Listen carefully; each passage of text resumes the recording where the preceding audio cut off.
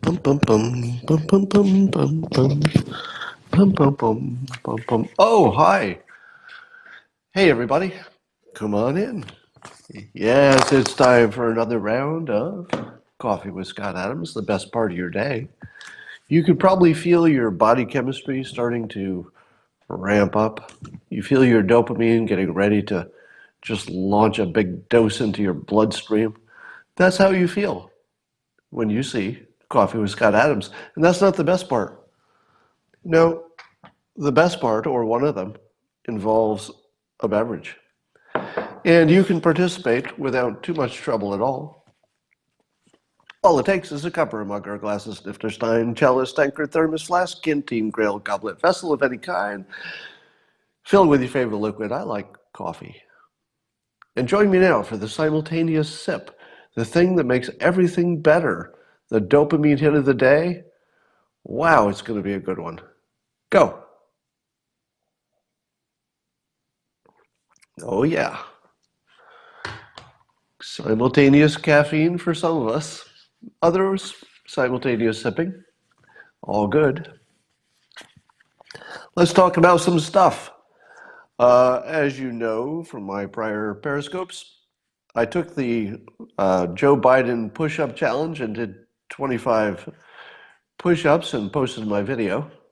It took all of one day for Tom Sauer to publish, to post a video of himself at Trump Tower, I think in D.C., dropping and doing 50 perfect military push-ups. To which I said, damn it, Tom Sauer. And so I did another video in which I used Tom's technique, which apparently is allowed in the military, where you can pause at the top of your push-up, as long as you don't lose form too much. And so I paused and I tried it again. Got to 37 and had to admit defeat. So good job, Tom Sauer. And oh, we're not done. I hope you can do more than 50, because I'm just getting started. So more on that later. So in Trump derangement syndrome news, S.E. Cupp, who works for CNN and pretends to be a conservative but doesn't do a very good job of pretending, and she tweeted, "Remember when Bloomberg demanded a third term as mayor and got it? Trump will do the same. Beware the same autocratic impulses. Beware." Now, here's what would not be crazy. So, if this tweet had said Trump could do the same, Trump might do the same, there's a non-zero chance that Trump would try it, those things would be things I would deeply disagree with, but they wouldn't be crazy. But you know what is crazy? Trump will do the same. Once you go all the way to he will try to become a dictator and not leave office, that's no longer part of the sane world. Here's some other Trump insults that I hear a lot, and I'd like to test them with you. If you'd like to test these other criticisms about Trump, all you need is your beverage. Let's test them. The way we're going to do it is I'll read each claim about Trump, a criticism, and then I want you to taste your beverage and see if it's any different. Number one, Trump is insincere.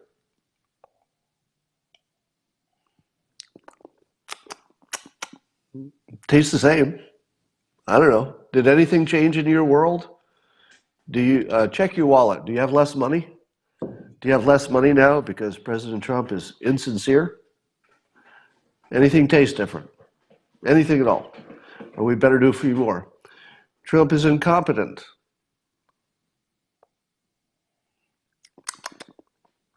Nope. It's all the same. What's going on here? These are gigantic problems that are threatening the world, and I can't see anything different. How about he hurts America's standing in the world?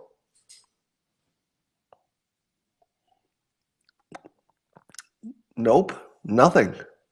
Nothing. Check your wallets, check your 401k. Are they down? Because Trump has hurt our standing in the world. That's got to hurt, right? Why am I not in pain?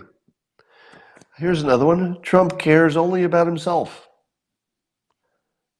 Okay. And here's another one.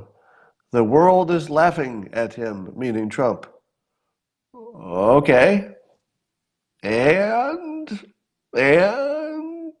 what? They didn't laugh at Gerald Ford?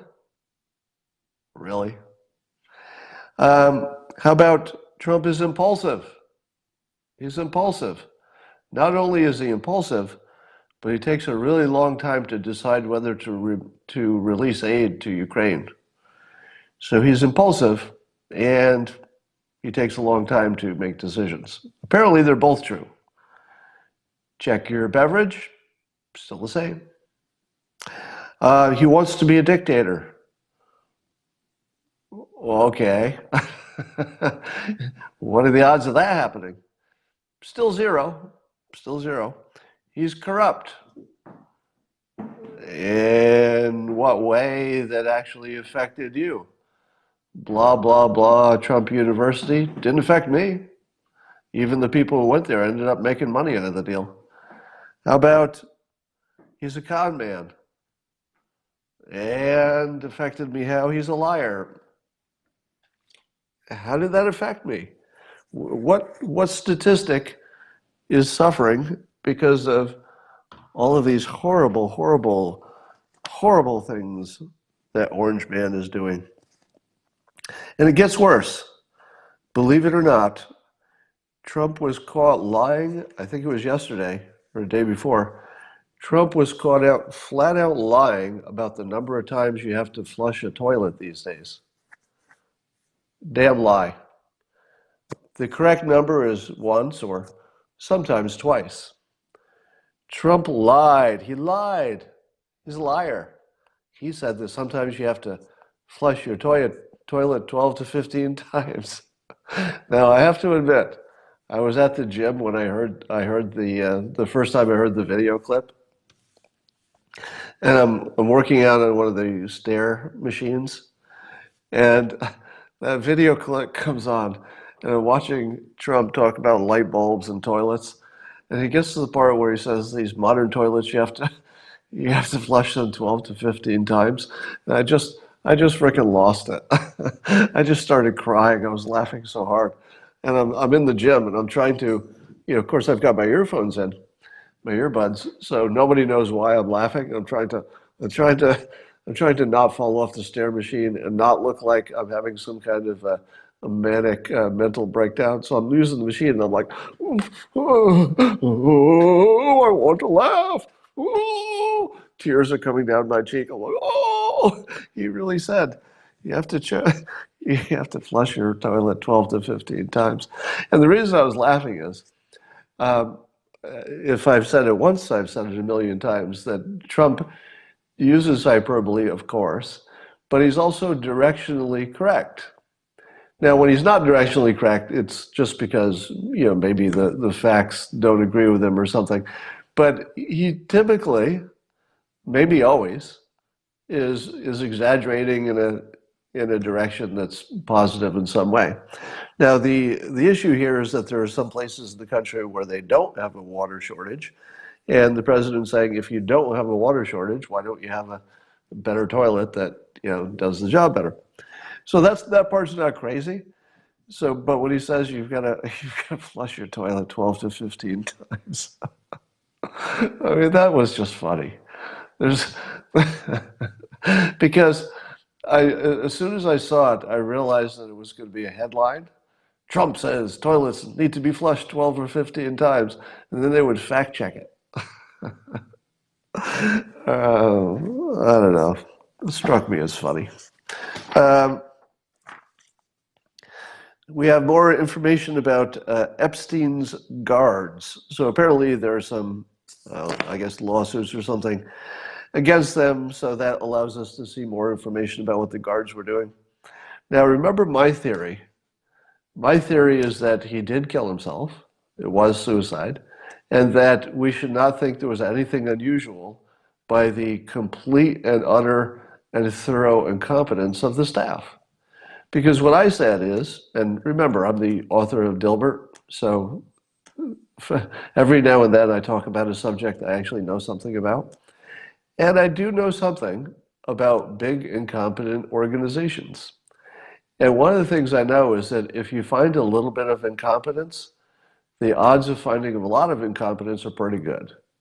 Incompetence travels in bunches. And when I read the part about at least one of the guards who was sleeping during the Epstein suicide, allegedly, that the guard was working the second 8-hour shift. If you work 16 hours in a row and your job is just to sort of be there, you're a security guard, let me guarantee that you are planning, not just accidental, but if you're working 2 8-hour shifts and one of them is overnight, you're planning to sleep. It's not an accident that you fell asleep. You take those 2 shifts and one of them is overnight and there's just nothing happening, typically, you're planning to sleep. I say that as someone who once worked as a security guard when I was in college. I worked as a security guard at a resort, so I was the only one who was supposed to be awake. Did I ever take a nap during my 8-hour overnight shift when nobody else was awake? Yeah. Might have been some napping in there. Might have been a little napping. So everything about that situation looks like a typical incompetent organization. First of all, who takes the job of sleeping in jail or even being a guard? It's sort of a job that you don't take if you're, well, I'm not going to say it. I don't want to insult prison guards. But let me just say that if I had to guess, that for every really highly qualified and sincere and hardworking prison guard, of which I'm sure there are many, there's at least one who's not that.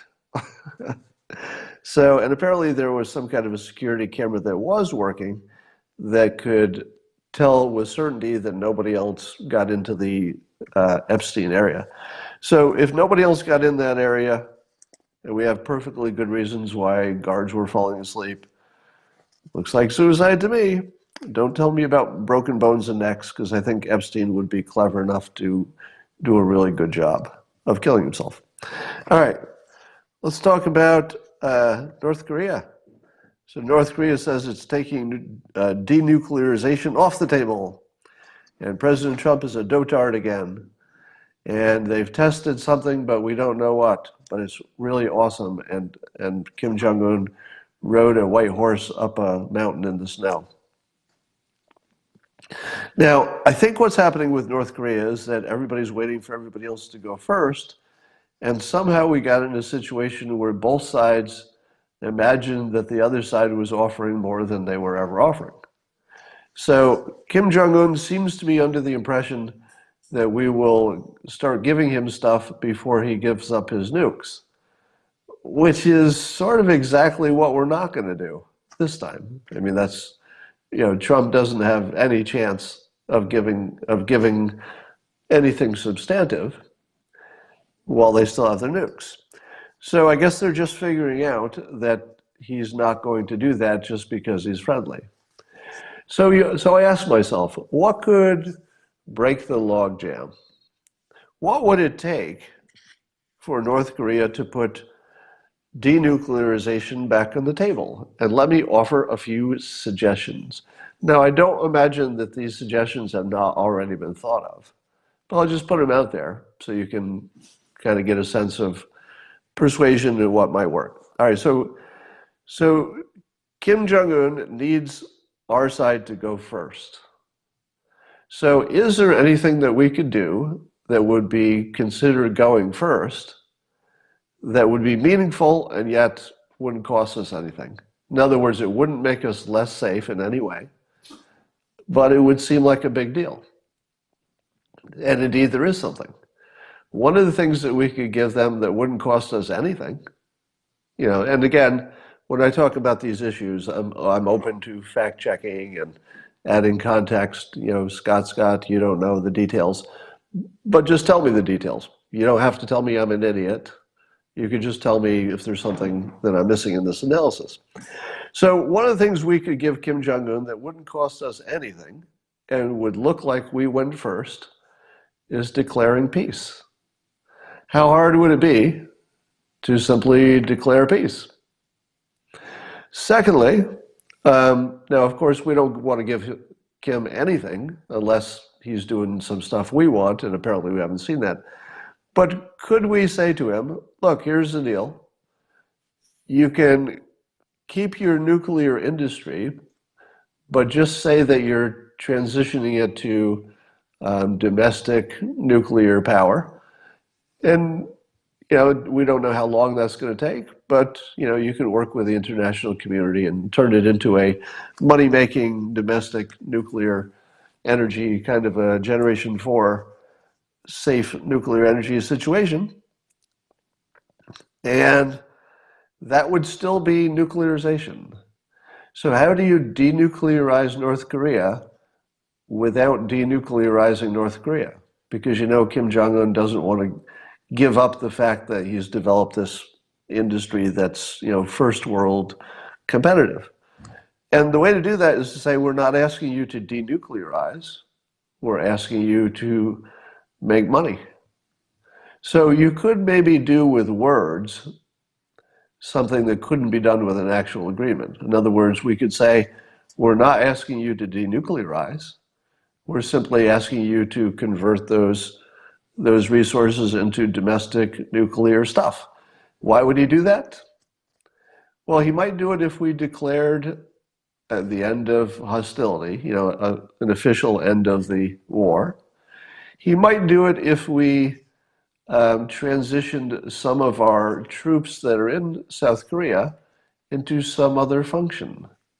Right now, what does North Korea and the rest of the world think we have troops in South Korea for? Why does he think they're there? Well, I assume he thinks they're there because we might want to attack North Korea. I'm sure that Kim Jong-un thinks that. So is there anything we could do that would keep our forces there, or some percentage of the forces there, by relabeling them? Just maybe we relabel our forces to something else. Maybe it's a defensive force against China. All right. Now, where I'm going with this is that both leaders, Trump and Kim Jong-un, need to be able to say that they're winning, even if they're negotiating, even if they're both giving something up that they don't want to give.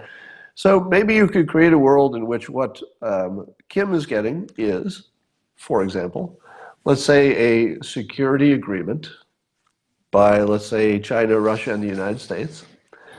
They could have a security agreement, they could have the end of the war, and they could remain a nuclear country. They just have to transfer it over to peaceful means over time. With some inspections, you're going to have inspections. There's no way around that. So, could all of that be put together as sort of a first offer? We'll do all of these things, which are largely symbolic, while you do all of these things, which are, in the short run, largely symbolic. Now, if both sides do largely symbolic things in the short run, can you ever get to things that actually mean something? Well, yes. North Korea could, if they gain trust that they're not about to be attacked, could over time have no reason to have nuclear weapons. So maybe they look to their security agreement with the big countries. If they could come to trust those agreements, then I think maybe there's something they have to work with. And in terms of the US, could we ever remove troops from South Korea if we became comfortable that North Korea was well on its way to being no threat at all? And I think yes. So in the short run, the only thing you can do is make promises that seem more, let's say, theoretical and more about persuasion and more about how it looks. But those things, if successful, could also lead very long term into something good. So maybe there's a way to go there. We'll see. I've got people coming at me on Twitter saying, Scott, you stupid cartoonist, why did you think North Korea would ever denuclearize? To which I say, are we done and I didn't know about it? Because all I see is North Korea walking away, just North Korea walking away from the negotiating table. Just the way we walked away, well, the same way they'll walk away again. Walking away from the negotiating table doesn't mean you're done. It means you're in the middle. So don't tell me I got it wrong until we know how it ends, which might be years from now. All right.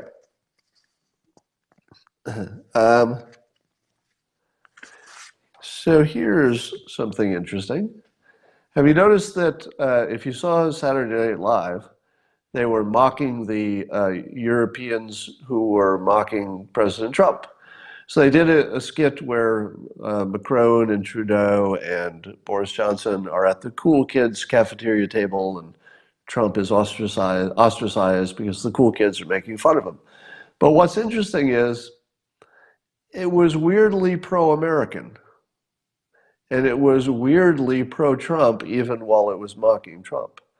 And it feels like there's some kind of shift going on, at least at Saturday Night Live.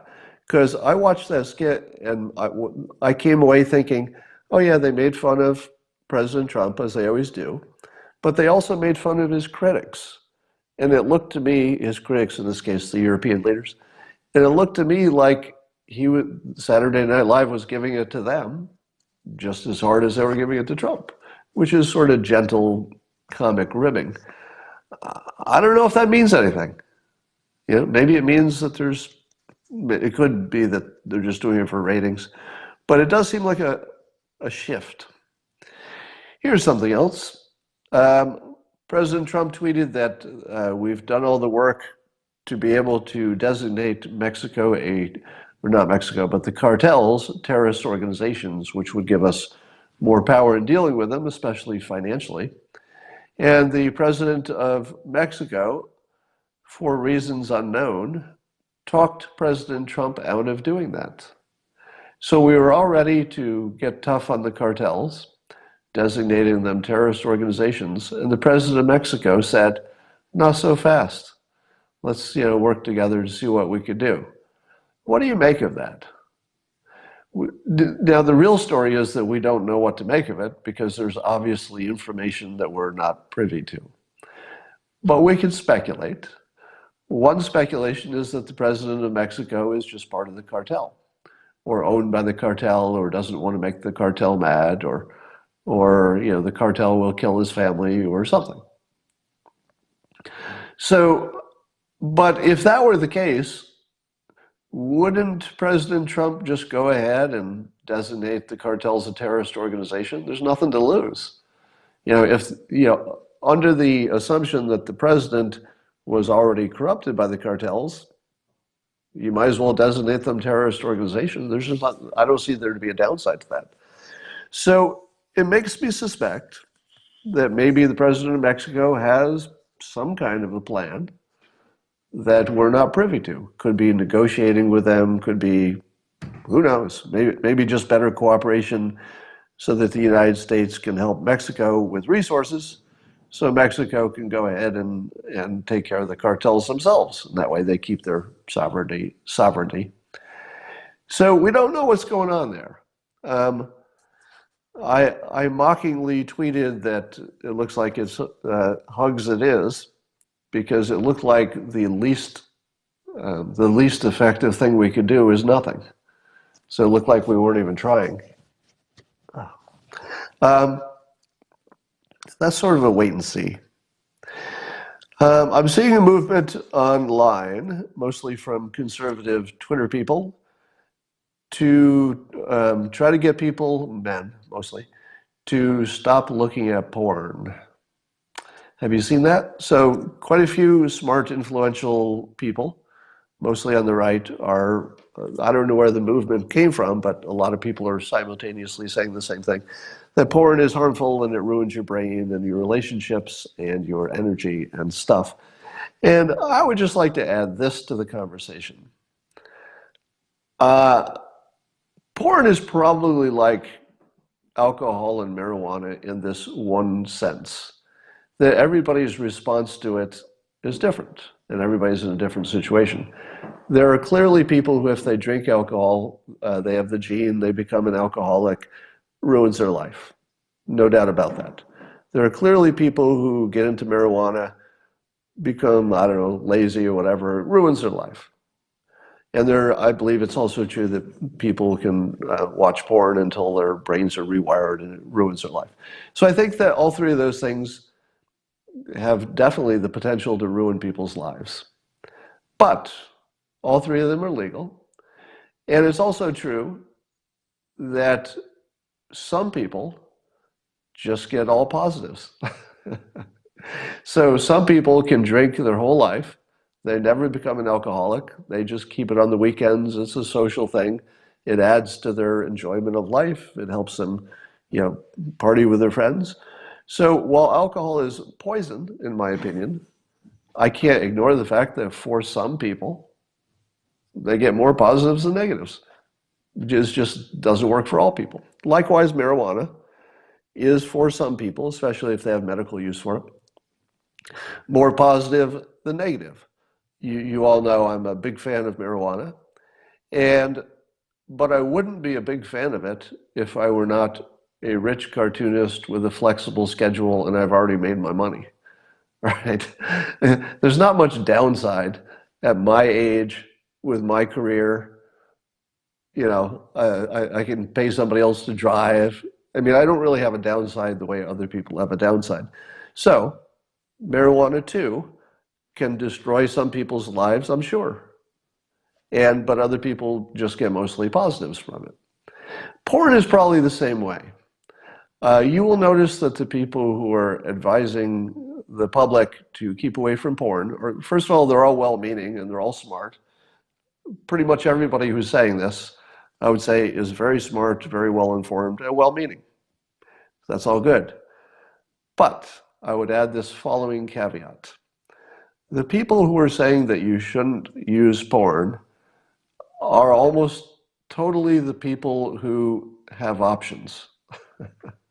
If you have an alternative, well, that's a pretty good reason not to look at it. If you don't have an alternative, and that's got to describe a pretty sizable chunk of the population, there are a lot of people who just aren't capable and never will be of enjoying a normal social, even physical life. For them, I would imagine that porn is filling in some gap that they would not really realistically be able to fill in another way. So the only thing I will add to the conversation is I will agree that alcohol, marijuana, and porn can destroy lives. I will agree, definitely agree, that porn can rewire brains and make you, let's say, it can sap your energy, it can divert you from more important things, it can make you less social, it can make you kind of a zombie, it can ruin your sex life, it can do all those things. Definitely can do all those things. But there are individual differences, and that's all I have to say about that. All right. John McAfee announced his candidacy for president. Now, somebody's saying in the comments, they're also talking about keeping young kids away from it. In terms of keeping young kids away from it, I'm 100% on board. No exceptions. I don't think we should even consider the possibility, just as we would not with alcohol. Nobody's going to say, well, some 16-year-olds, they can drink alcohol. No. Nope. Until you get your brain at least a little bit more mature. If there were a practical way to do it, and I don't think there is, if you could ban children from seeing it, that would be great. I'd be all for that. All right. The Democrats are preparing their impeachment report, and of course we have some advanced information, and everybody's trying to frame it and spin it. Joel Pollack is doing a public service by actually looking into it. Most of the news that you hear on this topic will be people who didn't read it. People like me who probably won't read the whole thing. But there are a few things that stick out even early. There'll be lots more to talk about this, but apparently the report says, and I'm quoting, the question is not whether, you have to listen to this quote. This is mind-boggling. This is one of the main points in the impeachment report. Quote, the question is not whether the president's conduct could have resulted from permissible motives. It is whether the president's real reasons, the ones in his mind at the time, were legitimate. Do I even have to comment on that? The impeachment report is literally a loserthink document in which they're trying to make the claim that they can deduce President Trump's inner thoughts. Now, really? We're going to impeach the president based on the opinion of strangers about his inner motivations? Really? Is that the country we live in? Let me make a prediction. That's not going to happen. Now, of course, the Democrats might vote to impeach, but when I'm using the casual language to talk about removing him from office, which would require the Senate. So the removal from office, there's no chance. There's no chance they would do it for this reason. I don't know if there are other reasons that we'll hear. But if there was anything that gave up the game more than this, I don't know what it is, which is that the Democrats went into the meetings to write the articles of impeachment before they had agreed what they would be. Think about that. That the people who went to write the articles of impeachment got in a room together and were not even in agreement about what was impeachable, even the people who were writing it. They had to reach a consensus in the room of what things to even talk about. Now, if that doesn't tell you that the whole thing is, is look for a crime as opposed to, show me the person, I'll show you the crime, as we often hear Alan Dershowitz say, that should be the end of the story. If they went into the meeting not knowing what even they were going to write down was the impeachable offenses, that should be the end of it. But of course, we don't live in that world. So let's see how often you hear the phrase mind reading. So this will be a test of how much influence I'm having on things. I think most of you who have been watching me for a while know that I believe I'm the first person who introduced the idea that one part of loserthink is imagining you know what other people's motives are, because you don't. So see how many times you hear the phrase mind reading in the analyses of the impeachment report. I think it's going to come up. Then also, as Joel Pollack pointed out, apparently the impeachment document, refers to Andrew Jackson and his impeachment as an example of precedent. Except, as Joel points out, and I'm no historian, so I'm just repeating what Joel said, apparently the Andrew Jackson impeachment was widely considered a sham. So the Democrats, apparently being either ignorant of history or hoping that the public is ignorant of history, which would be a good bet. So we can't assume that they were just ignorant, because the better assumption is that they knew exactly what they're doing by referencing Andrew Jackson, and they know that the public won't know the difference. It's Johnson, not Jackson. Andrew Johnson. Johnson, Jackson, come on. So anyway, so yes, thanks for correcting that, Andrew Johnson. I'm all confused now, so I'm not sure that I got that right. Everybody in the comments is saying Andrew Johnson, so just edit everything that I said back to Johnson. All right. In any case, the Andrew Johnson impeachment was considered a sham, and they're using that as a precedent. It probably will work, because people don't know their precedents. Now, another thing that I think it was Adam Schiff tweeted, and I don't have this in front of me, but so fact check me on this. I think he said something like that there were 500 maybe constitutional scholars, but at least legal experts, that say there are plenty of impeachable offenses that President Trump has committed. So are you influenced by the fact that 500 people signed a document, and apparently they're experts, that say there's plenty of impeachable material? In 2019, the year 2019, how much weight should you put on 500 experts saying they agree with Democrats? The exact amount of weight you should put on that is zero. In my book, Loserthink, which I hope you're all buying as gifts for your entire families, one of the things I describe is if you only know what happened, you don't know anything, because you don't know what didn't happen. So in this case, if 500 experts are willing to say that there is plenty of impeachable material, what's missing? What's missing is how many experts are willing to sign a document that says that they don't see impeachable conduct. Is that 500? Is it zero? Is it 10 million? Is it 1,000? I don't know. Is five, right. So somebody in the comments is saying 500 out of how many, right? If all you know is that 500 agreed, really, here's how you should read that. Oh, there are 500 lawyers who are also Democrats. That's it. That's exactly how you should read that. There are 500 lawyers who are also Democrats. That's all that tells you. John McAfee has announced his candidacy for president, which is interesting because he's not allowed in this country without getting arrested.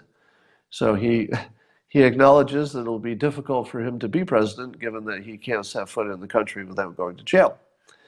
But man, is John McAfee interesting. I don't know what drugs he's on. I mean, he admits to enjoying his drugs quite a bit. So I don't know what drugs he's on, but they're good ones. And I saw his tweet, and for some reason I wanted to see if he follows me on Twitter, and he does. So John McAfee actually follows me on Twitter. I follow him as well. So John McAfee, if you're listening to this, you should come on my Periscope, because that would be fun. So that's my official invitation. Just DM me if you hear this and you accept. I would love to interview you now that you have declared for president. Admit it. Can you think of anything more fun than me interviewing John McAfee? Seriously. Can you? Well, maybe me interviewing President Trump. But of all the people you could interview, I might be the most fun. So here's a story that sounds like a small story, but might be a big story. And there's a persuasion lesson in this. Apparently Tehran, how do you pronounce the big city in Iran? Is it Tehran or Tehran? Well, it's one of those. Fill it in your mind, whatever one is right. Tehran. Apparently they've got a problem where they have periodically a horrible odor coming from some parts of the capital, and they can't seem to figure out what it is. They don't know if it's a sewer problem or some other weird effect. But it's not all the time, but it's bad enough that even the Ayatollah said to the president, you need to fix this. Now, here's why this is important. Whatever happens in Tehran in terms of the public and the protests against the leadership is probably the most important thing. All right. So if I'm seeing some help in pronunciation, except that everybody's giving me different answers. So I guess I can't read your comments and decide because they're opposites. Some people are saying Tehran, and some are saying Tehran, and I guess I don't know. Maybe it's a difference of whether you live there or whether you don't live there. All right, but back to my bad smell in Tehran. Here's the thing. The more senses that you get involved in an opinion, the stronger it is. So that's your persuasion tip for the day. The more of your five senses that you can get involved, let's say you're trying to persuade somebody, if you can get them to see and touch and smell and hear, was that all five? If you can get all five of their senses engaged in something you're trying to persuade, that's powerful. Tehran, quite accidentally, has the smell of failure, the smell of rot, the smell of a decaying old man who needs to be deposed. Now, is there anybody in Iran, in Tehran, is there anybody there who is thinking that the smell is connected in any way to the protests against the government? Probably not. There's probably nobody there who's thinking in exactly those terms. But here's where it gets interesting. Here's where it gets interesting. Have you heard of a book called Pre-suasion? Pre-suasion, written by Robert Cialdini, who also wrote the incredible book Influence, which is about ways that people are influenced. Persuasion, his follow-up book, which is a newer one, talks about how people can be primed for an opinion with a priming material that doesn't seem to be related to the thing you're trying to persuade. Now, the best example in the book is that people who are exposed to images of the American flag are more likely to vote Republican soon after. Now, the American flag, of course, is the symbol of the entire country. The American flag is not a Republican symbol. It is one that the Republicans tend to use more often. But I don't think that's why it's persuasive. I think that when you see the flag, you sort of hone in, your brain goes to, the Constitution and more traditional, historical, happy thoughts about the flag. And apparently those have some kind of weird overlap in your mind with republicanism or Republican values. So if it's true that something unrelated to Republicans, at least not directly related, a flag, can cause you later to vote Republican, are there other things that can prime you in the same way? And if there are they intentional? For example, if you were Israel or the United States and you had read the book Persuasion and you wanted to topple a rotten, old regime, what would you do to persuade the people who are on the ground? One of the ways you could do it, and I'm just speculating, because these things all have to be tested. So there's no way to know if this would be a good idea or a bad idea unless it's been tested. But it's easy to test. All you do is you bring people in, you expose them to a smell, and then you ask their opinion. And you see if their opinion has changed because they were exposed to a bad smell. Now, if I said to you, Tehran smells like failure and death and old man, at the same time, somewhat unrelated, people are trying to get rid of their failed government that's run by an old man. And that sensation of the smell, one of the big five of your senses, is sort of floating around in your brain. Does that make you more likely to want to overthrow your government? Here's my persuasion answer. Probably yes, and probably a lot.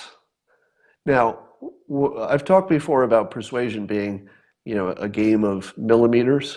You could be a candidate and try to persuade voters all year, for a year, and you'd be lucky if you can move a sliver of the independents, right? So persuasion is not always a strong force. It's got very weak forces, such as a candidate trying to move the electorate, and then it has strong forces, like a really good advertising campaign, for example. Adding this persuasive smell to Tehran, if it came from the United States or if it came from Israel, I'm just speculating, I'm not saying it did, but if they came up with that idea to make Tehran smell like failure, it's one of the smartest things ever. because that would be really powerful, I think. Now, I don't think they'd do it unless they had tested it in some way, but it's easy to test. And I'm pretty sure that if you tested it, you would get the result that I imagine you would get. You would be persuaded to be more, let's see, more incentivized to get rid of the government and the smell, because they would merge in your minds as the same thing. And you would even have some logic to that, because you'd say, well, if we had a good functioning government, I'm sure they would have taken care of this smell. So I'll just put that out there. I'm not going to say that the smell is intentional, but I might ask, why isn't it? Because it's probably a really good strategy. So the president used another technique, which I will teach you. It's called the small ask. If you are a salesperson and you're trying to get somebody to buy a $1 million item, one of the techniques that a salesperson will do is they'll try to get you to agree or say yes to something smaller.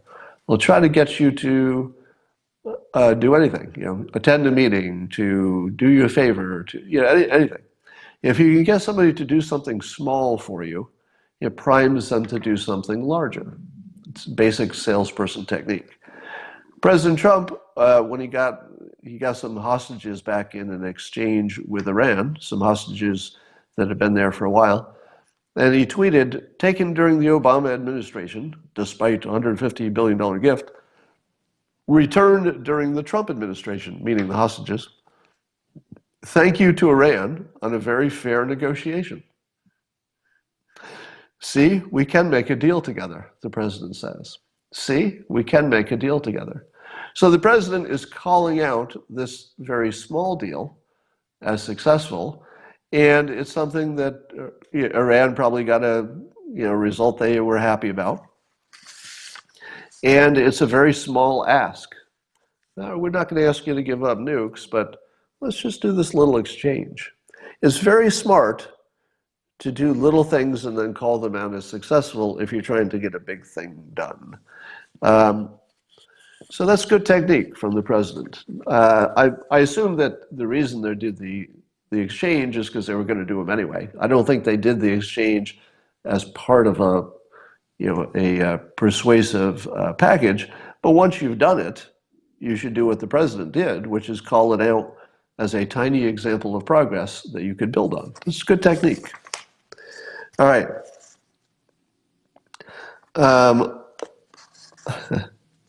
Did I talk about SE Cup yet? Yeah, I think I did. All right. What else we got here? I believe that's all I had. I think we've solved all. Playing the oldies, yeah. So have you noticed that the anti-Trumpers are flailing around to try to find some new attack on the president?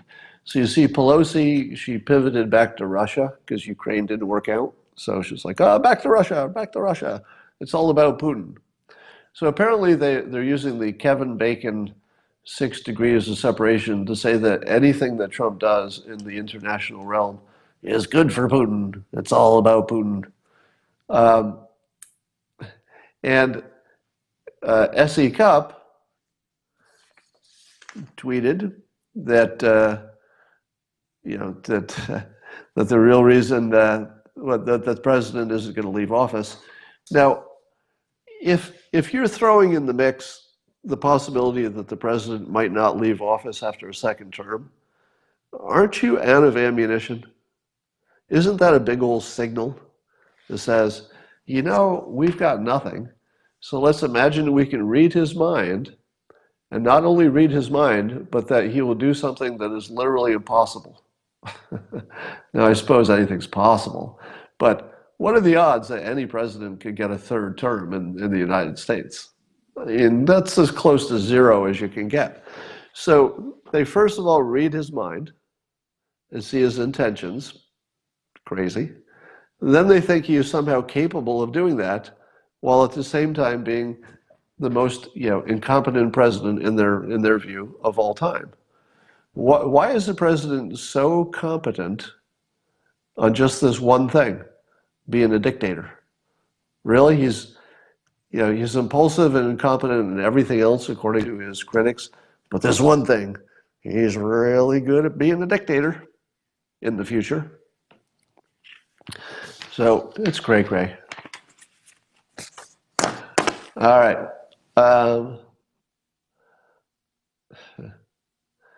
You are leaning on mind reading way too much, which would be the example of what?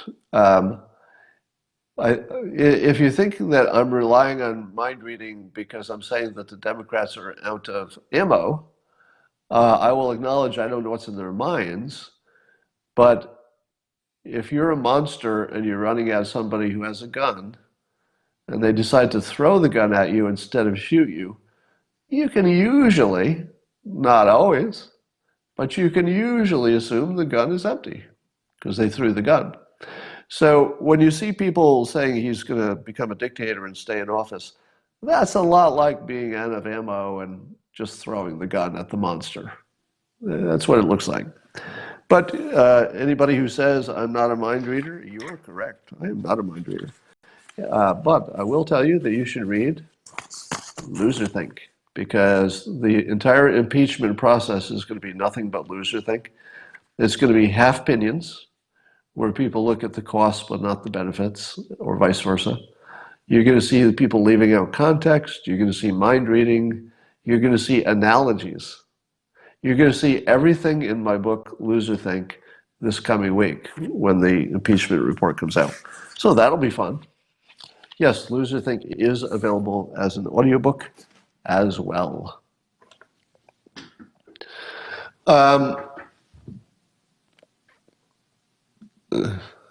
Thank you. I'm glad you like the audiobook. So some people are saying they've enjoyed it.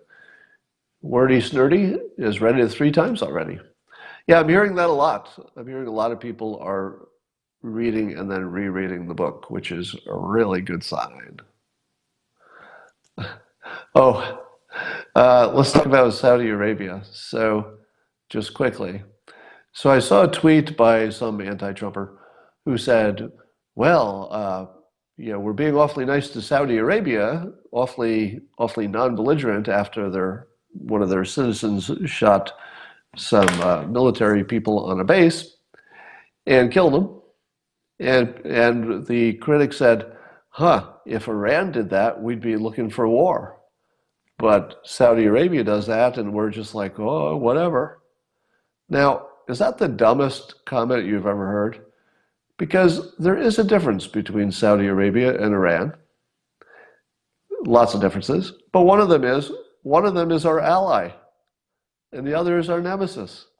Why in the world would you treat an ally and a nemesis the same way? Why would you treat them the same?